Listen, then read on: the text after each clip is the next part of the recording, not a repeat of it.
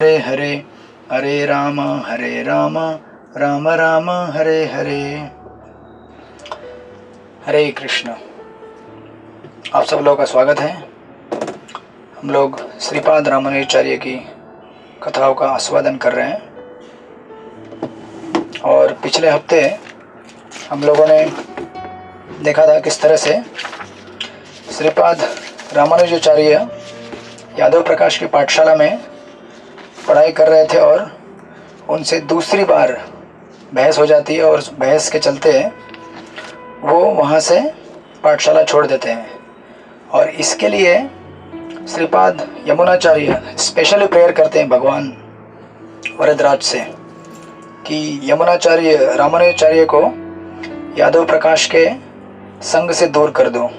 तो उसके जवाब में यह घटना होती है।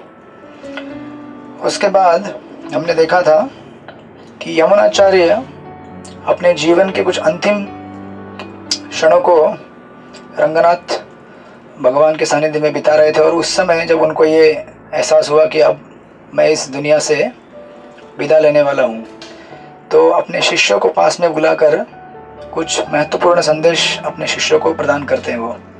तो हम वो देख रहे थे कि यमुनाचार्य के अंतिम संदेश अपने शिष्यों के लिए क्या है। उसी सिलसिले में हमने लगभग 9 या 10 उनके आदेश हैं, उसमें से आई थिंक 1 या 2 हमने कवर किए थे। तो उसी को हम कंटिन्यू करते हैं।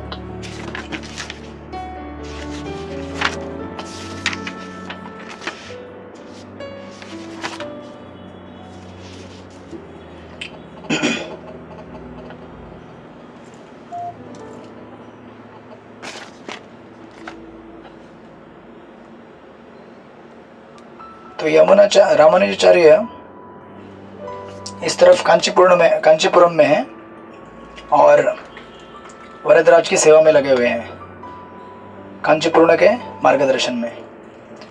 क्योंकि जब पाठशाला उन्होंने छोड़ दी थी तो उनकी माँ ने उनको सलाह दी कि आप क्या करो, कांचीपुरम के आश्रय में चले जाओ और कांचीपुरम वरदराज भगवान की सेवा में लगो। और इस तरफ श्री रंगनाथ में यमुनाचार्य अपने शिष्यों को पास में बुलाकर कहते हैं कि क्योंकि उनको पता था कि अभी अब मेरा जाने का समय आया है, तो वो यमुनाचार्य अपने शिष्यों को पास में बुलाकर कहते हैं, look upon the shrine of Ranganath as your very life, the great god enthroned in that shrine as your saviour. कहते हैं कि आप भगवान रंगनाथ जो शेषशय्या पे आसीत हैं उनकी तरफ देखो और समझो कि ये क्या है, आपके जीवन के अंतिम लक्ष्य हैं और उनको अपना सेवियर मानो। जैसे हम लोग राधा गोपीनाथ भगवान की तरफ देखते हैं, प्रभुपाद की तरफ देखते हैं और गुरु महाराज की तरफ देखते हैं, तो हम उन्हें अपना सेवियर मानते हैं, राइट। तो ये same kind of mood develop करने के लिए अपने शिष्यों में यमुनाचार्य अपने शिष्यों को एक बात कहते हैं कि रंगनाथ को अपना सर्वस्व मानो, वही तुम्हारे सब कुछ हैं। और उनके शिष्यों में से एक शिष्य जो हैं पेरियर नंबी करके, एरियर, उनको कहते हैं कि आप मेरे बात अपना प्रतिनिधि मानो और इनकी आज्ञाओं का पालन करो। और जो 9 या 10 इंस्ट्रक्शन दिए हैं उसमें से हमने 2 इंस्ट्रक्शन देखे थे। सबसे पहला था प्रपन्नम और दूसरा था भगवान के नाम की महिमा, अगर आपको याद रहेगा तो। प्रपन्नम में यमुनाचार्य कहते हैं कि भगवान को अपना सर्वस्व मानना चाहिए और उनमें इस तरह विश्वास होना चाहिए कि एक बार जब आपने उनका शरण लिया है तो फिर मुझे अभी उनके ऊपर कभी भी किसी भी प्रकार की शंका नहीं करनी चाहिए कि वो मेरा रक्षा करेंगे कि नहीं करेंगे। कभी कभी हम लोगों में ऐसा होता है, हम भगवान की भक्ति स्टार्ट करते हैं लेकिन हमें संशय रहता है कि भगवान सचमुच मेरा पालन पोषण करेंगे, मेरी भक्ति की रक्षा करेंगे। तो अगर हम सिंसियरली भगवान के पास आए हैं और भगवान का आश्रय अगर हमने लिया है तो हमें ये शंका कतई नहीं होनी चाहिए, ऐसा यमुनाचार्य कहते हैं। और अगर आपको थोड़ा भी उसमें शंका है, मतलब आपने अभी भी भगवान में पूर्ण तरह से विश्वास प्राप्त नहीं किया है, भगवान हमें किसी भी अवस्था से लेकर जाएं, कभी कभी जीवन में रफ फेज आएगा, कभी एकदम आपको सब कुछ आपकी इच्छा के अनुसार मिलेगा, आपकी चाहत के अनुसार, और कभी कभी हो सकता है आपकी चाहत के अनुसार चीज़ें नहीं मिलेंगी। लेकिन दोनों अवस्थाओं में हमें अपना विश्वास भगवान में रखना है। भगवान हमारे लिए हर समय अच्छे हैं, सर्वमंगलमय हैं। इसलिए भगवान गीता में कहते हैं, सृहृदम सर्वभूतानां ज्ञात्वा माम शांतिम मृच्छति। भगवान कहते हैं कि मैं सबका सृहृद हूँ, और ये बात जो व्यक्ति मानता है, स्वीकारता है, समझता है, वही सबसे सुखी और शांत आदमी है। क्योंकि भगवान अगर एब्सोल्यूट हैं, भगवान अगर सब तरह से परिपूर्ण हैं, तो हमारे विषम अवस्थाओं में भगवान हमारे लिए अच्छे हैं।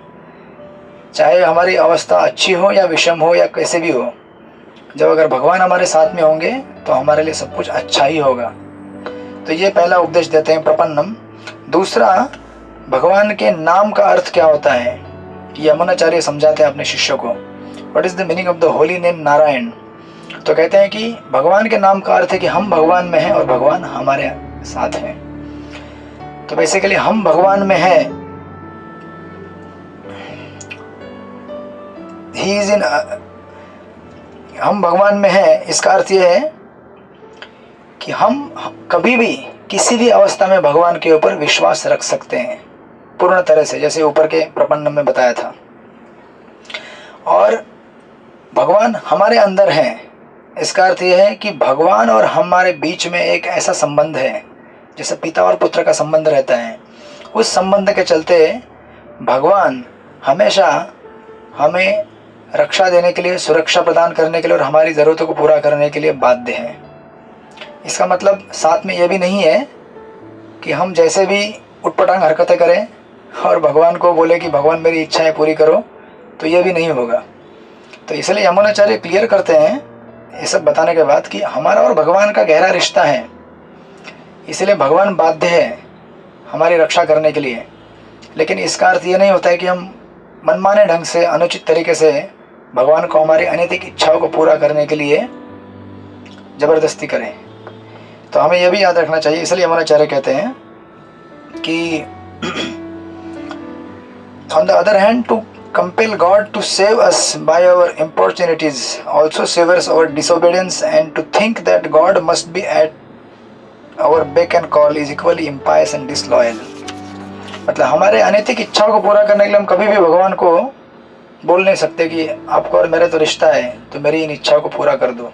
नहीं, भगवान उन इच्छाओं को पूरा करेंगे जिस इच्छाओं से हमारे आध्यात्मिक क्षेत्र में प्रगति होगी।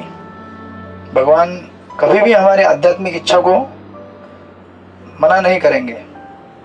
हो सकता है कभी कभी भौतिक इच्छाओं को मना कर दें, और वो किस लिए, हमारे अच्छाई के लिए। क्योंकि भगवान को पता है ना कि हमारे लिए अच्छा क्या है, हमारे लिए बुरा क्या है।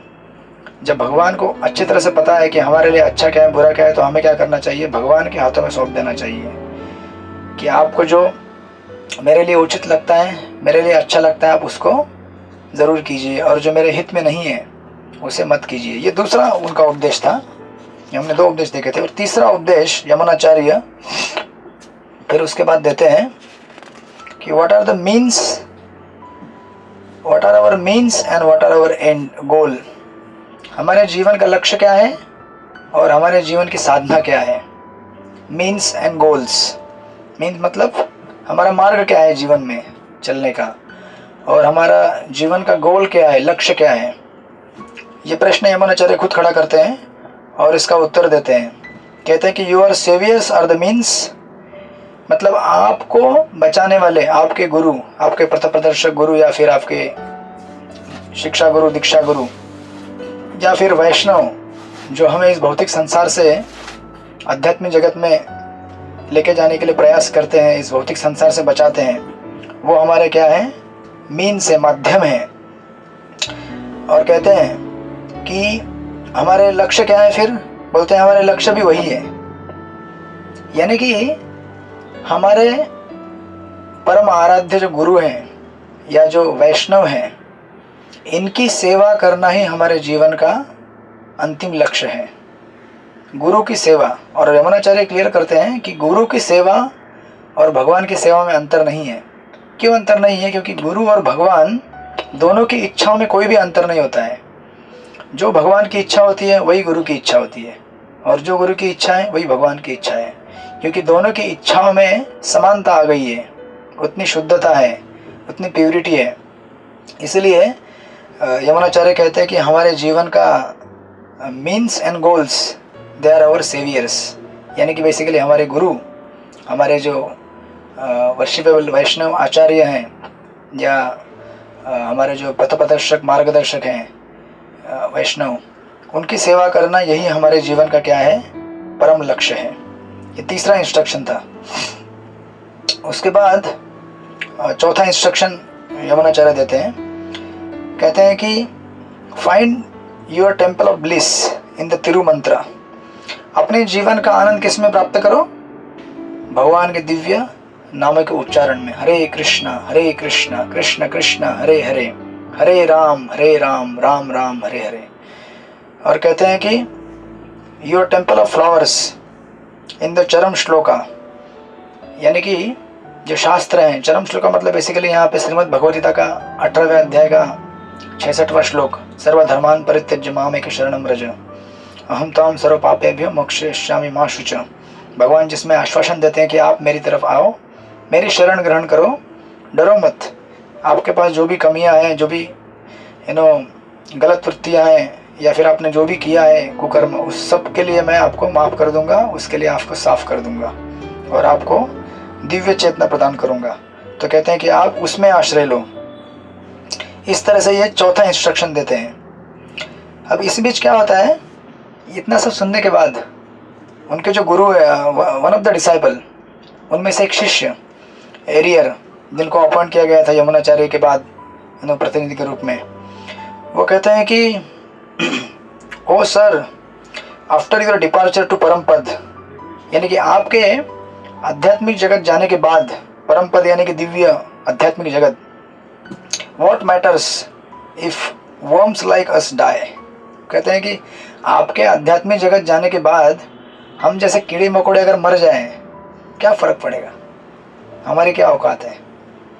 बेसिकली यमुनाचार्य के जो भी शिष्य थे वो क्या विचार कर रहे हैं कि यमुनाचार्य तो जाएंगे, लेकिन हम भी क्यों जिएंगे, अगर हमारे गुरु ही नहीं रहेंगे, हमारे परम आराध्य गुरु नहीं रहेंगे, उनके सानिध्य एसोसिएशन के बिना हमें क्या मतलब है इस दुनिया से, हम भी जान दे देंगे। तो उस भावना में ये बोल रहे हैं कि आप अगर आध्यात्मिक जगत चले जाए तो हम जैसे कीड़े मकोड़े जिंदा रह के क्या करेंगे, हम मर भी जाएंगे तो कुछ फ़र्क पड़ने वाला है क्या।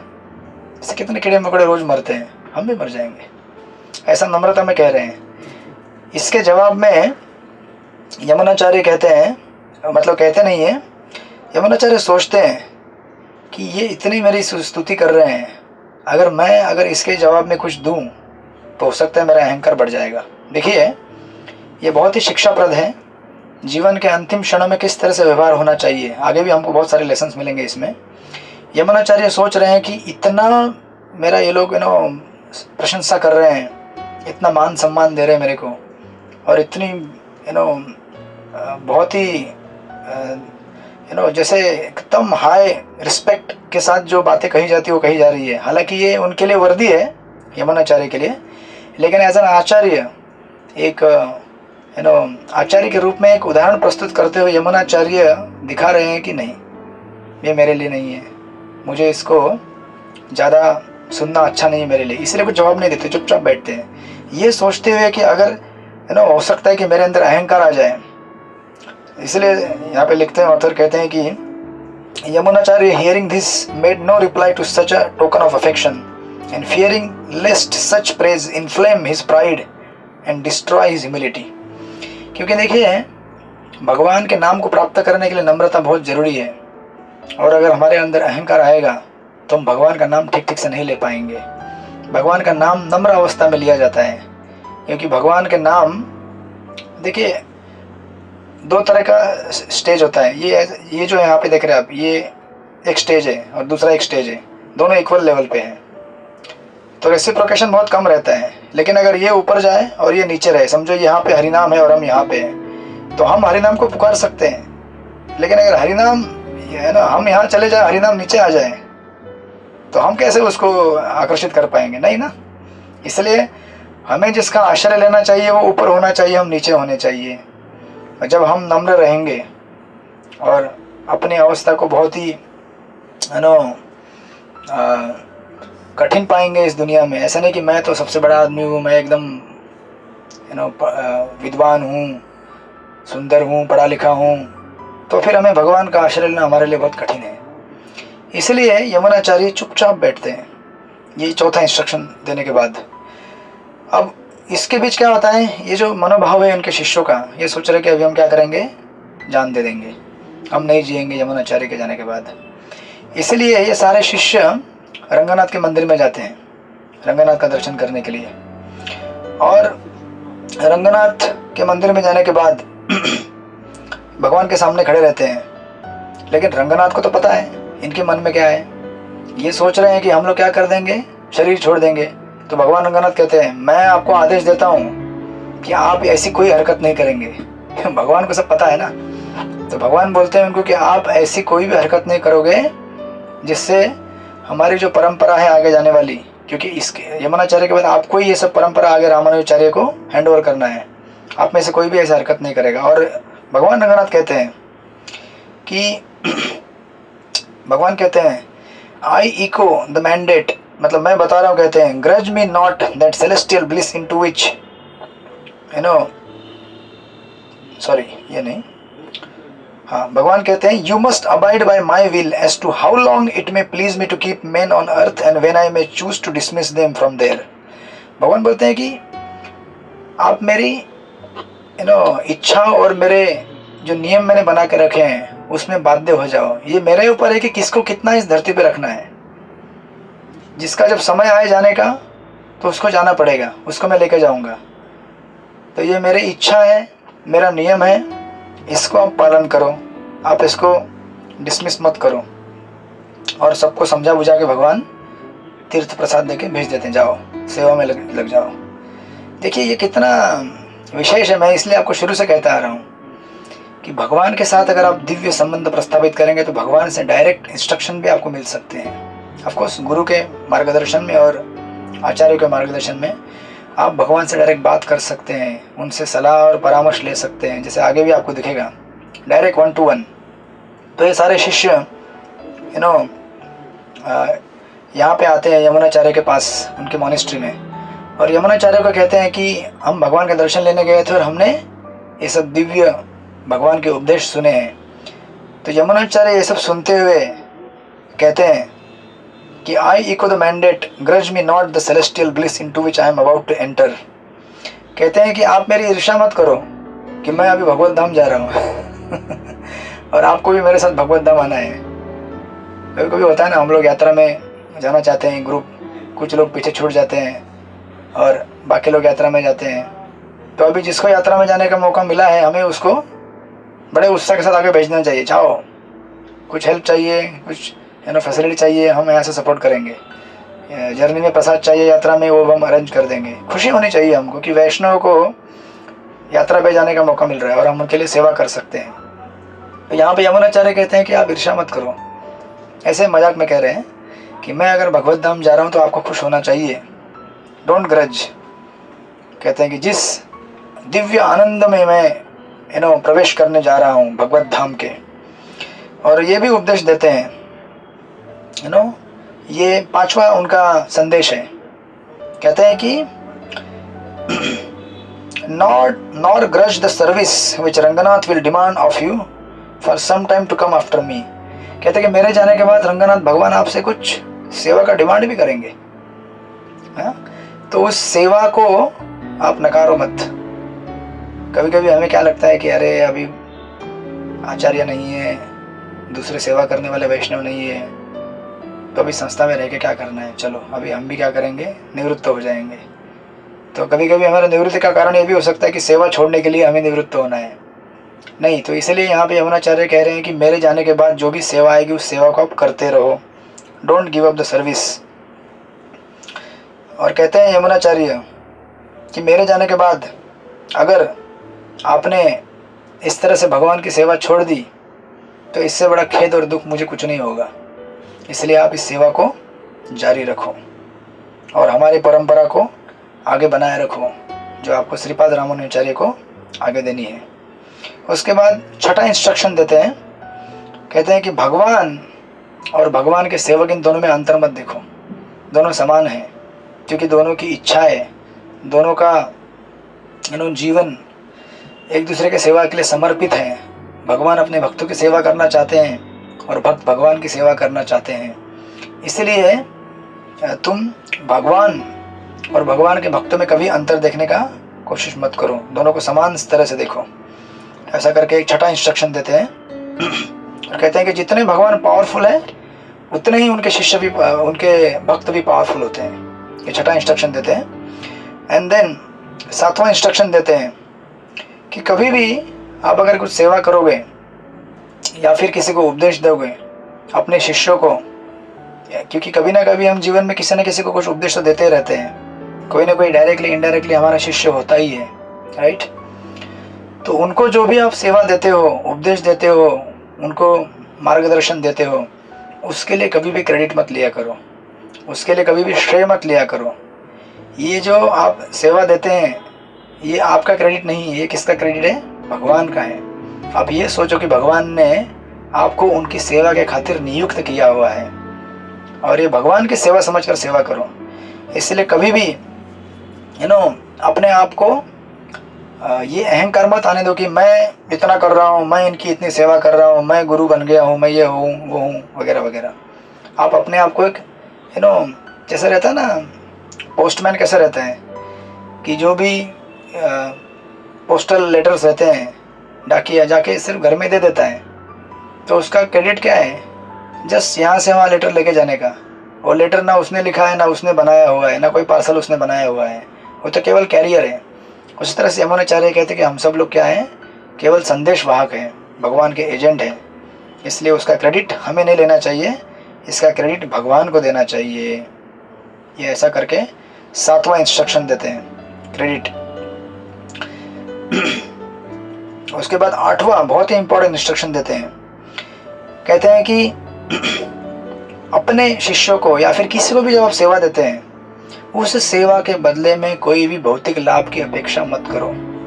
ये आठवां इंस्ट्रक्शन है। कई बार हम लोग ऐसा होता है कि हम लोग सेवा करते हैं या कुछ सेवा देते हैं, लेकिन उसके बदले में हम लोग क्या चाहते हैं?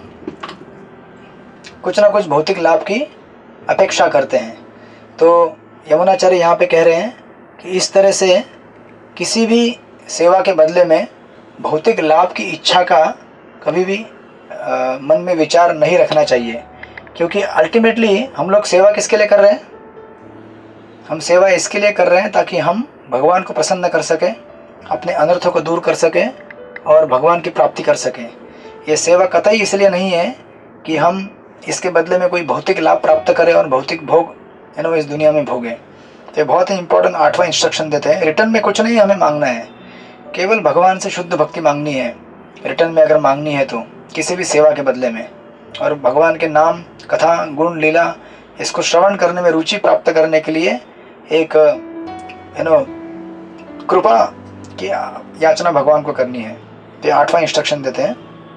और फिर उसके बाद नौवां इंस्ट्रक्शन देते हैं, कहते हैं कि fix our hearts on Lord Ranganath, he is your end and aim. Again जो शुरू में दिया था उपदेश, वही उपदेश यहाँ पे वापस दे रहे हैं। कह रहे हैं कि भगवान रंगनाथ कहते हैं कि भगवान रंगनाथ उनकी जो उनके आश्रय में जो आप रहने का विचार कर रहे हैं उसी को अपना जीवन का अंतिम लक्ष्य मानो। कहते हैं कि fix your hearts on Lord Ranganath, he is your soul and and aim.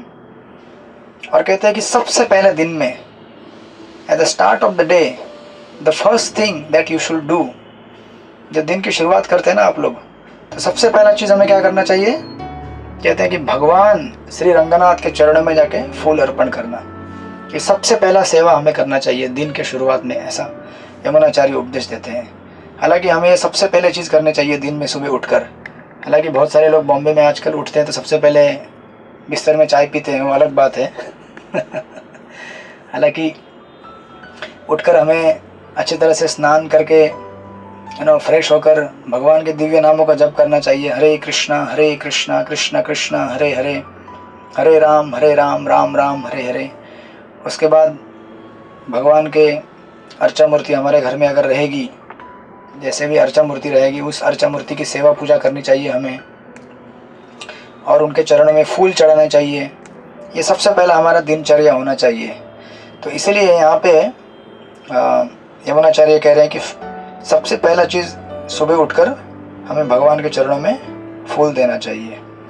और फिर 10वां इंस्ट्रक्शन देते हैं कहते हैं कि 3 चीज़ें आपके पूजा के वर्दी हैं, पूजा करने के लिए योग्य हैं। कहते हैं कि God, Guru and his faithful, भगवान, गुरु और उनके शिष्य, जो प्रगत भक्त हैं, जो सीनियर डिवोटीज हैं हमारे संस्था में, भगवान श्री राधा गोपीनाथ है, हमारे गुरु महाराज हैं, और जो भी हमारे सीनियर वैष्णवाज हैं, इन तीनों को हमें क्या करना चाहिए? पूजा योग्य समझकर उनकी सेवा करनी चाहिए, पूजा करनी चाहिए। इस तरह से अगर इन सारे उपदेशों का आप पालन करेंगे तो आप इस भौतिक संसार से तुरंत ही मुक्त हो जाएंगे और पार हो जाएंगे। इस तरह से ये कहते हुए ये 10 इंस्ट्रक्शन देते हैं, और एक इंस्ट्रक्शन आगे आएगा थोड़ा समय के बाद। अभी इतना सुनने के बाद जो पेरियर नंबी थे, जिनको अपॉइंट किया गया था यमुनाचार्य के बाद, वो पेरियर नंबी तुरंत यमुनाचार्य को कहते हैं कि आपने जैसे कहा वैसा ही होगा, और आपके इन कमांड्स को कोई तोड़ेगा नहीं। हम आपकी पूरी इच्छाओं का क्या करेंगे? पूरा करेंगे। और पेरियर नंबी कहते हैं कि अपने शिष्य, मतलब बाकी जो शिष्य समुदाय वहाँ पे था, उन सबको कहते हैं एड्रेस करते हुए कि हम में से किसी ने भी अगर यमुनाचार्य के इन उपदेशों को अगर हम नहीं माना तो हमें ना भगवत धाम की प्राप्ति होगी और ना ही हम गुरु को प्रसन्न कर पाएंगे। इसलिए हमारे लिए श्रेष्ठ और श्रेष्ठकर है कि हम गुरु के इन उपदेशों को पालन करने का प्रयास करें। इतना सब सुनने के बाद, ये सब इंस्ट्रक्शन देने के बाद यमुनाचार्य वहाँ से अपने शिष्य समेत रंगनाथ का दर्शन करने के लिए जाते हैं। और रंगनाथ मंदिर में पहुँचने के बाद जब रंगनाथ का दर्शन ले रहे हैं, उस समय यमुनाचार्य भगवान का दर्शन लेते हुए भगवान से बात कर रहे हैं और भगवान से कह रहे हैं कि कहते हैं कि ये कितना स्ट्रेंज है आध्यात्मिक जगत। कहते हैं कि strange is this heaven. Heaven मतलब यहाँ पे वैकुंठ, ये पुराना इंग्लिश है। कहते हैं कि am I belong to the celestials, the angels. कहते हैं कि मैं आध्यात्मिक जगत से हूँ क्या? मैं आध्यात्मिक जगत आऊँगा? ऐसा यमुनाचार्य कह रहे हैं। उतने में भगवान रंगनाथ के गले से एक हार नीचे गिर जाता है फटाक से। तो तुरंत वहाँ पे जितने भी शिष्य खड़े रहते हैं बोलते हैं कि यस, आप आध्यात्मिक जगत के, और आप वहीं पे जाने वाले हो। तो तुरंत वो हार वहाँ से लाया जाता है और यमुनाचार्य को वो हार पहना देते हैं। और यमुनाचार्य प्रसन्न चित्त होकर भगवान का तीर्थ प्रसाद और आशीर्वाद लेके वहाँ से वापस अपने मॉनेस्ट्री में चले जाते हैं, अपने आश्रम में चले जाते हैं। और देखिए, ये अंतिम क्षण है। जैसे प्रभुपाद भी अपने अंतिम दिनों में एक आदर्श व्यवहार दिखाते हैं। यमुनाचार्य अपने सारे शिष्यों को पास में लेकर अपने मॉनेस्ट्री में, आश्रम में, उन सब से क्या कर रहे हैं? माफ़ी मांग रहे हैं। कहते हैं कि मैंने अपने सेवा कार्य के समय, सेवा काल में अगर आप में से किसी का भी कुछ अपराध किया हो तो मुझे इसके लिए क्षमा कर देना। ऐसा करके इतने बड़े आचार्य हैं। प्रभुपाद भी ऐसा किया करते थे अपने अंतिम दिनों में। अपने जो गुरु भाई थे उनके लिए, अपने शिष्यों के लिए कहते थे कि प्लीज़ फॉरगिव मी, मैंने जो भी अपराध किए हैं। हालांकि किए नहीं है, बट ये आदर्श है। हमने तो बहुत सारे किए, हमको तो पक्का बोलना ही पड़ेगा अंतिम दिनों में क्या, जब हम जिंदा है तभी बोलना चाहिए। हमारे लिए तो ये उचित है। और अंतिम समय तो पक्का बोलना चाहिए हमने कितने अपराध किए, कितने लोगों को दिल दुखाया है, किसी का कुछ मन में अभी भी हम गुस्सा और ये सब चीज़ें लेकर घूम रहे हैं इस दुनिया में। तो ये यमुनाचार्य यहाँ पे कहते हैं कि अलबंदार प्रोस्टेटेड बिफोर देम, उनके सामने दंडवत लगाते सबके सामने, और कहते हैं कि asked forgiveness of them all for any wrong. सारे शिष्य अचंभित होते, कहते कि अरे आप क्या कर सकते हैं गलती, गुरुदेव आप क्यों ऐसा बोल रहे हैं हमारे लिए। और हमारे पास क्या ऐसा है आपको माफ़ करने के लिए? हम क्या माफ़ करेंगे आपको? उल्टा आपने हमको माफ़ करना चाहिए कि हमारे से कितनी गलतियाँ हुई, आप ठीक से सेवा नहीं कर पाए। इस तरह से दोनों में वार्तालाप चलता है।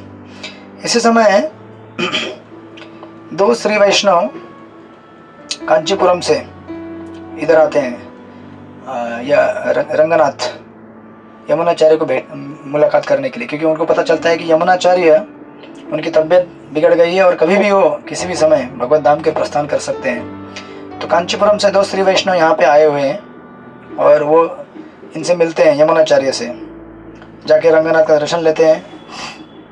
रंगनाथ उनको अपना तीर्थ प्रसाद और आशीर्वाद देते हैं। फिर यमुनाचार्य से जब मिलते हैं तो यमुनाचार्य को सारी घटनाएं बताती कि कांचीपुरम में क्या क्या हो रहा है। कहते कि कांचीपुरम में यादव प्रकाश से झगड़ा होने के बाद रामानुजाचार्य उससे अलग हो गए हैं और भगवान वरदराज की सेवा में कांचीपुरम आचार्य की मार्गदर्शन में सेवा कर रहे हैं।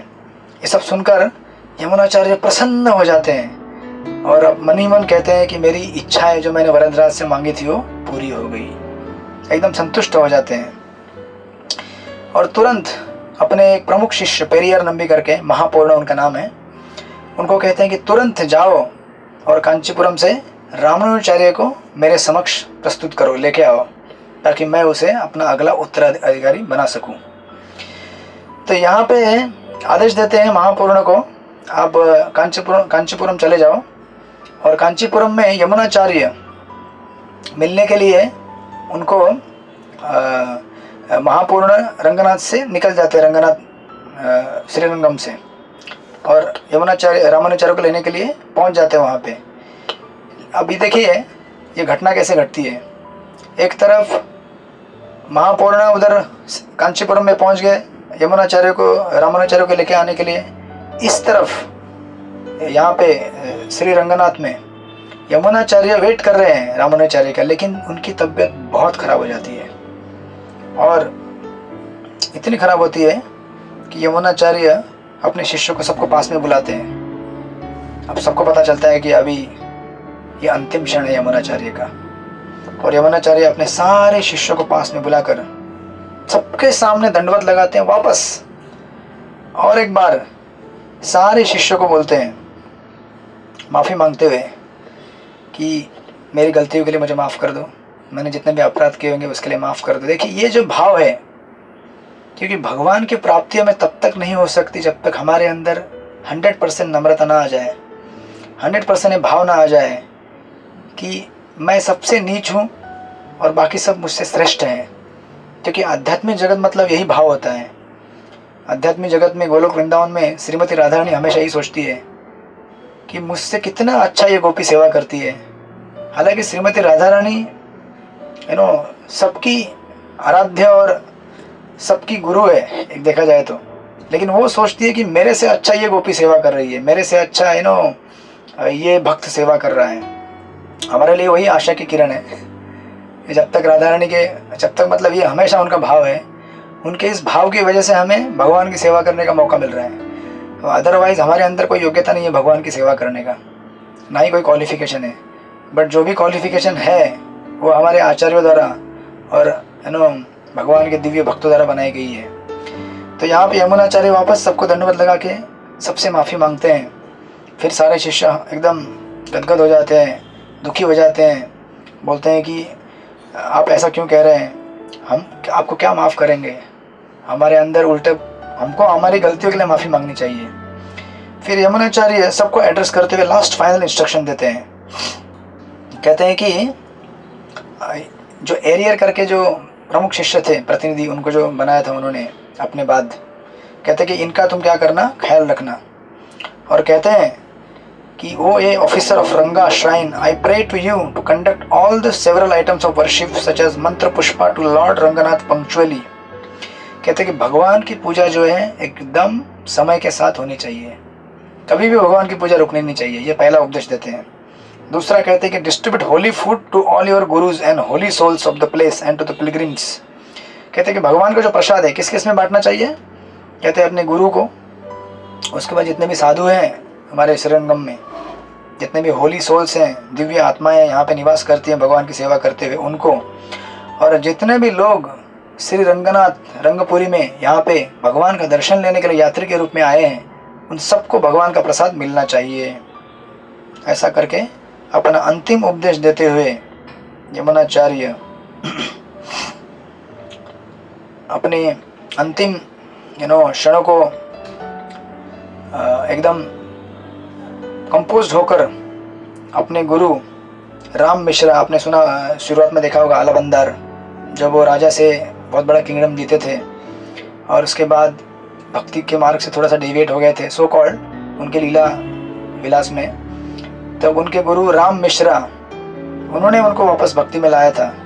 तो पद्मासन पोस्चर में बैठते हुए अपने गुरु को याद करते हैं और जब प्रॉपर समय आता है, यहाँ पे वो दिया है, कहते हैं कि Shri Yamuna now assume the padmasana posture, अपनी सांस को अच्छी तरह से फिक्स करते हुए, रोकते हुए, और अपने मन को अपने आचार्य राम मिश्रा यानी कि मन्नकल नंबी उनके चरणों में ध्यान देते हुए और पूर्व शुक्ता और बहुत सारे जो दिव्य प्रबंध के प्रार्थना है उनको सुनते हुए, भगवान का कीर्तन दिव्य सुनते हुए, जब अभिजीत मुहूर्त आता है ना, मतलब मध्याह्न का दिन का, और श्रावण कंस्टेलेशन, श्रावण नक्षत्र छठे दिन ऑफ वयासी, एंड उसी समय अपने इस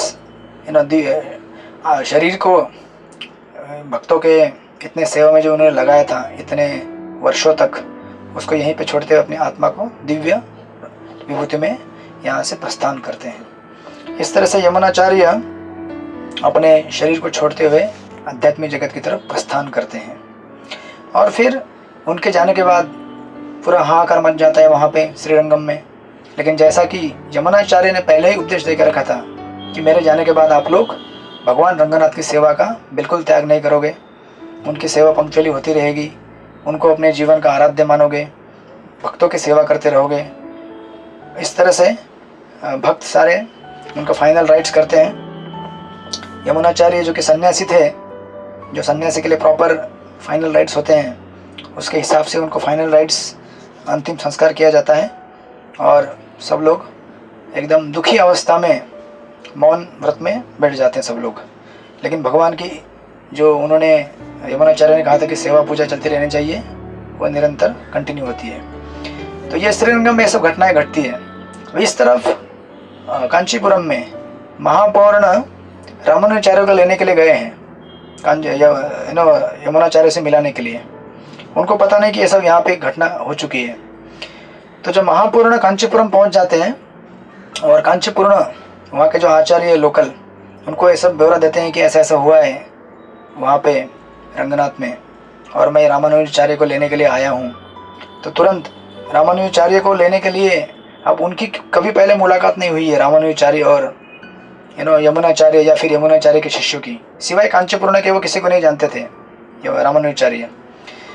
तो महापूर्ण जब कांचीपुरम पहुँचते हैं, वरदराज का दर्शन लेते हैं और अपने मंतव्य को भगवान को बताते हैं वरदराज को, और उनका आदेश लेकर, संदेश लेकर पता करते हैं कि रामानुजाचार्य इस वक्त कहाँ पे हैं। तो उन्हें पता चलता है कि रामानुजाचार्य क्या कर रहे हैं, कुएं से पानी लेकर वरदराज की सेवा के लिए एक घड़ा भर के ऊपर जा रहे हैं। तो रामानुजाचार्य के जाते समय रास्ते में महापूर्ण एक सुंदर श्लोक बोलते हैं यमुनाचार्य का, बड़ा लंबा श्लोक है, मैं उसका अनुवाद पढ़ूंगा।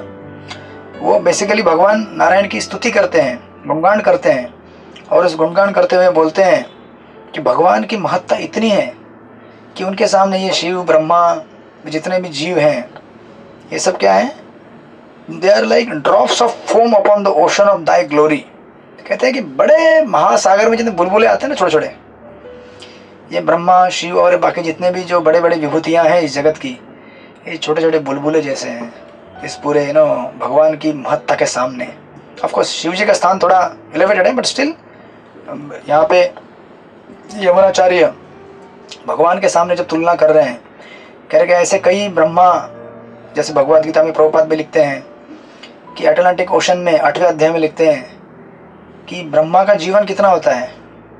ब्रह्मा का जीवन जैसे समंदर के पानी में अटलांटिक ओशन में बुलबुले आते हैं ना, तो बुलबुले कितने सेकंड के लिए आते हैं, अभी आया और कभी फटक से फूट गया मालूम भी नहीं पड़ता है। बस उतना जीवन है ब्रह्मा जी का, और हम लोग बोलते हैं कि हमारा इतना जीवन है, ये करेंगे वो करेंगे। कितनी तुलना की जाएगी अपने जीवन की और ब्रह्मा जी के जीवन की। तो इसीलिए और एक तुलना वहाँ पे प्रभुपाद देते हैं कि it's like a brief flash of lightning. जैसे बिजली चमकती है, तो बिजली चमकती तो कितने सेकंड के लिए चमकती है?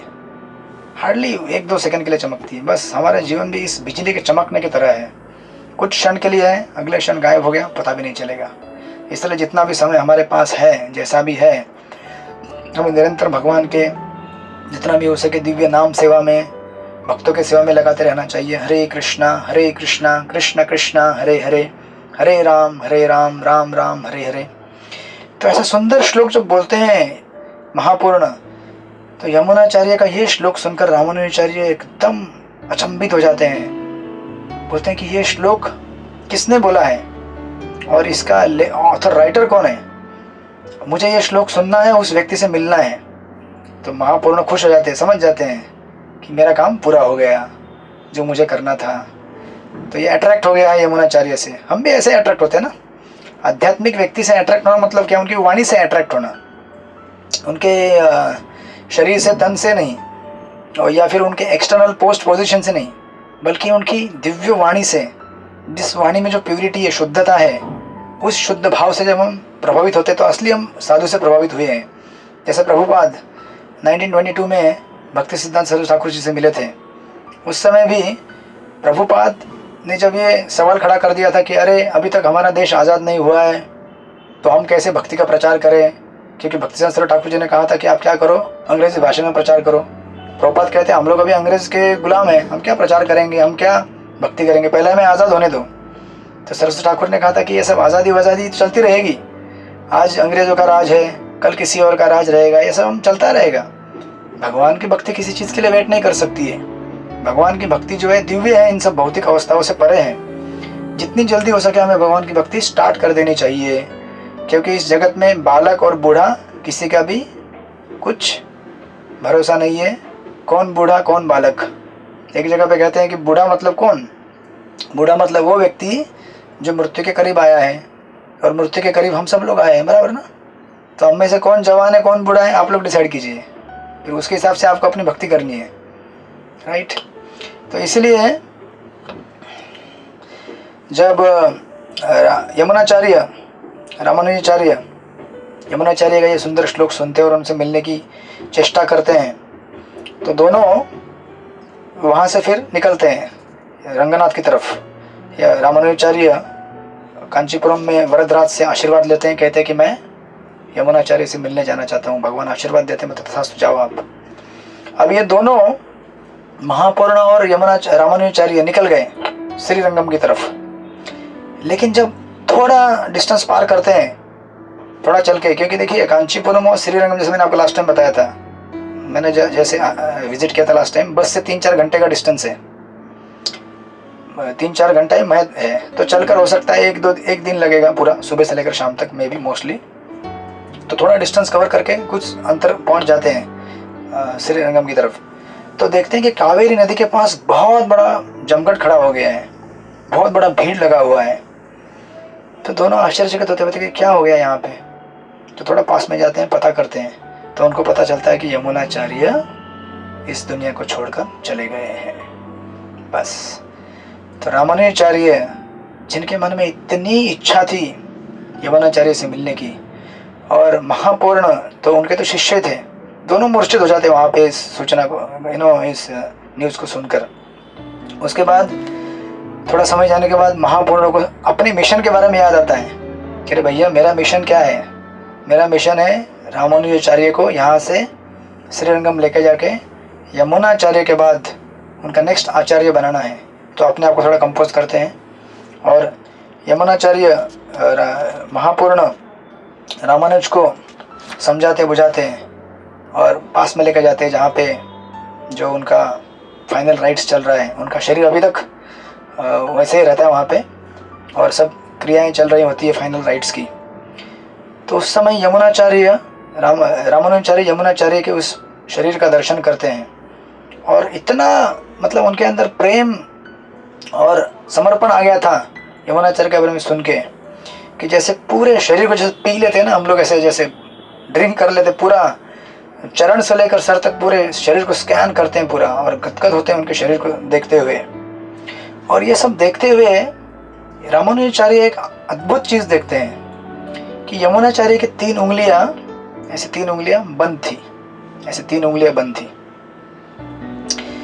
तो ये अद्भुत चीज़ को देखते हुए यमुनाचार्य के शरीर पर रामानुजाचार्य अपने वहाँ पे जो खड़े जितने भी शिष्य हैं उनके, यमुनाचार्य के प्रमुख, उनको पूछते हैं कि आपने देखा उनके हाथ की 3 उंगलियां बंधी हुई हैं, क्या इनकी कुछ इच्छाएं थी जिसको पूरा करने के लिए यमुनाचार्य ने कभी आपसे कुछ कहा होगा उनके प्रवचनों में या फिर आपके निजी मुलाकातों में?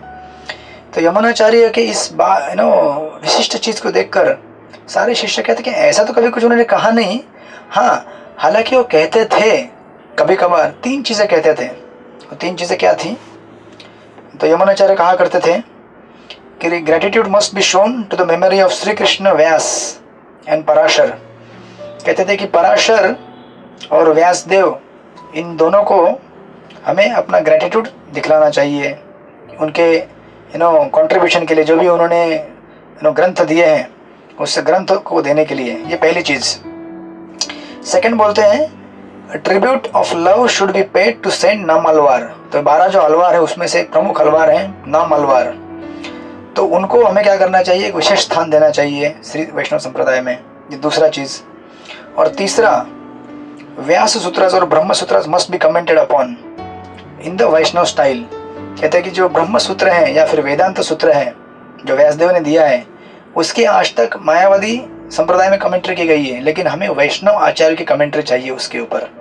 तो ऐसे 3 चीज़ें यमुनाचार्य हमेशा कहा करते थे, ऐसा उनके शिष्य कहते हैं। और रामानुजाचार्य इसका हिंट लेते हुए उनके शरीर के आसपास जाते हैं और कहते हैं कि ओ होली सेज, कहते कि वो यमुनाचार्य उनकी उंगलियों की तरफ आधे निर्देश करते हुए कहते कि अगर आपकी ये 3 इच्छाएं थी, ये जो 3 मैंने कही, कौन सी कि व्यास और पराशर, इनको एक स्थान देना चाहिए, उनको ग्लोरीफाई करना चाहिए उनके कंट्रीब्यूशन के लिए। सेकंड, नाम अलवार, सेंट नाम अलवार जो 12 अलवारों में से एक है उनको एक प्रमुख स्थान देना चाहिए, ग्लोरीफाई करना चाहिए। तीसरा, वेदांत सूत्र के ऊपर एक वैष्णव आचार्य की कमेंट्री होनी चाहिए।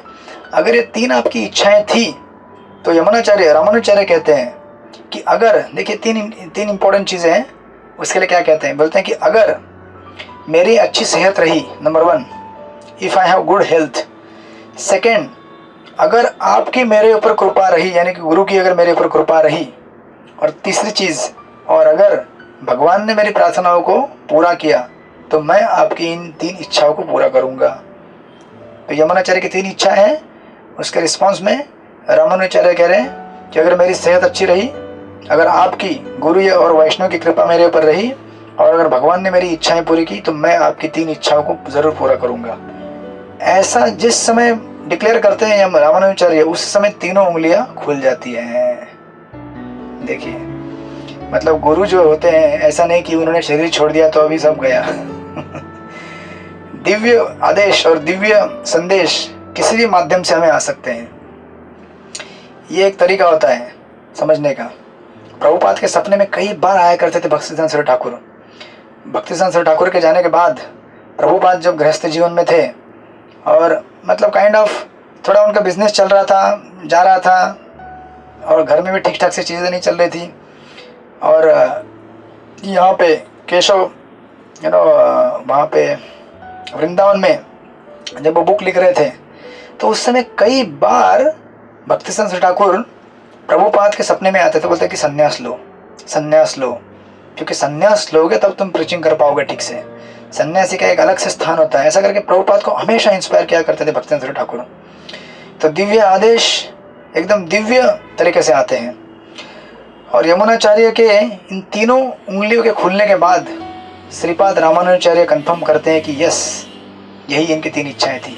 और ये सब चमत्कार देखकर वहाँ पे जितने भी शिष्य खड़े थे, उनके सारे शिष्य समझ जाते हैं कि यमुनाचार्य के बाद उनका जो सक्सेसर है, उनका जो नेक्स्ट आचार्य है वो कौन है, रामानुजाचार्य ही है, कंफर्म हो जाता है वहाँ पे। और ऑफ कोर्स उसके बाद रामानुजाचार्य को उनका गुरु समझकर स्वीकार किया जाता है। एटलीस्ट ऑफिशियल तो अभी तक हुआ नहीं है, बट सब लोगों ने इनफॉर्मली उनको एक्सेप्ट कर लिया है। और हो सकता है शायद अभी रंगनाथ की तरफ सब लोग बढ़े, लेकिन रामानुजाचार्य देखिए कैसे अद्भुत भक्त होते हैं और कितना गहरा संबंध होता है गुरु के साथ। अभी हालांकि श्रीरंगम के बहुत ही पास में है, लेकिन रामानुजाचार्य रंगनाथ स्वामी का दर्शन करने नहीं जाते हैं, वहाँ से वापस चले जाते हैं। कहाँ? कांचीपुरम। क्यों? क्योंकि इस समय उनको इतना दुख है और गुरु से इतना प्रेम है कि भगवान से नाराज है। मतलब जिस भगवान ने मेरे गुरु को छीन लिया है उसका दर्शन नहीं करना है मुझे अभी। और वहाँ से रिटर्न कांचीपुरम की तरफ निकल जाते हैं। और ये एक सुंदर चीज़ लिखते हैं ऑथर यहाँ पे। रामानुजाचार्य के क्रॉनिकल्स में हम कई बार लिखा गया है, रामानुजाचार्य हमेशा कई बार कहा करते थे कि अगर उनकी एक बार भी अगर यमुनाचार्य से मुलाकात होती ना, 1-to-1 पर्सनल, तो रामानुजाचार्य कहते कि मैंने वैकुंठ के लिए सीढ़ी बना दिया होता, जिसमें हर कोई व्यक्ति वैकुंठ में बिना किसी रोक टोक उस सीढ़ी के सहारे वैकुंठ पहुंच जाता। अगर एक बार मेरी और यमुनाचार्य की पर्सनली 1-to-1 अगर मुलाकात होती तो इतना सामर्थ्य यमुनाचार्य में था। और रामानुजाचार्य के और उनके दोनों में इतना विश्वास, श्रद्धा और प्रेम था कि कहते हैं कि मैं वैकुंठ के लिए एक सीढ़ी बना सकता था। ऐसा कई बार प्रसंग कहा करते थे रामानुजाचार्य। तो खैर रामानुजाचार्य यमुनाचार्य से मिल नहीं पाए, लेकिन दिव्य संदेश, जैसे मैंने कहा, दिव्य संदेश और दिव्य उपदेश ये दिव्य स्तर से आते हैं, भौतिक स्तर से नहीं आते हैं। प्रभुपाद भी अपने गुरु महाराज से कितनी बार मिले? हार्डली 4 या 5 बार ही मिले, लेकिन सबसे ज़्यादा डेडिकेशन प्रभुपाद ने दिखाया। भक्तिवेदांत सरस्वती ठाकुर जी के अनेक शिष्यों में से एक शिष्य हैं। और प्रभुपाद के भी कई ऐसे शिष्य हैं जो प्रभुपाद से हार्डली कभी मिले होंगे या बहुत ही कम बार मिले हैं। जैसे आपने खुद राधानाथ महाराज है, कितनी बार मिले प्रभुपाद से? बहुत ही कम समय। लेकिन जैसे मैंने कहा कि दिव्य संदेश और दिव्य उपदेश ये दिव्य स्तर से आते हैं और दिव्य स्तर से उन्हें लेना चाहिए। हाँ, जितना हमें संग मिले शरीर का, वपु का, अच्छी बात है, लेकिन आज भी अगर हमारे बीच में प्रभुपाद फिजिकली प्रेजेंट नहीं, लेकिन फिजिकली प्रेजेंट नहीं है तो भी वो हमारे साथ दिव्य स्तर पे प्रेजेंट है, उनके पुस्तकों के द्वारा, उनके उपदेशों के द्वारा।